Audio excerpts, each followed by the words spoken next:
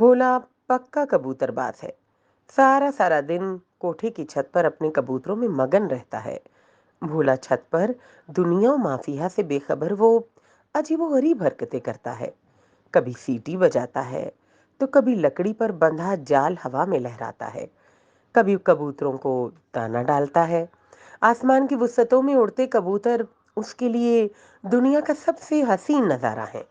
वो घंटों अपनी बाएं आंख मीच कर आसमान को तकता रहता है, जिससे उसकी बाएं आंख मुस्तकिल तौर पर छोटी हो गई है। कबूतरों के हुटर हों भोले के लिए किसी अजीम मौसीकार की मुरतब करदा सिम्फनी से कम दिल फरेब नहीं। भोला बहुत अच्छा कारीगर है।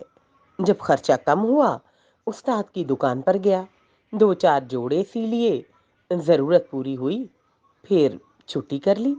माँ ने तावीज करवाए, पानी दम करवा के पिलाया, मगर बेसूद।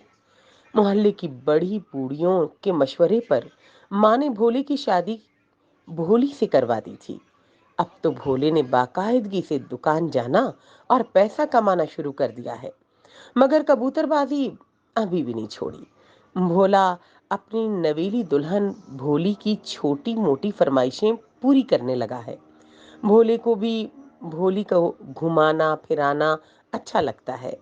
सास के उकसाने पर एक दिन नई नवेली दुल्हन भोली ने भोले से कह दिया कि भोले जी, इस घर में या तो मुझे रखो या कबूतरों को। भोले ने बगैर सोचे ही अपनी रूंधी हुई आवाज में जवाब दिया कि भोली, तेरी बड़ी याद आएगी।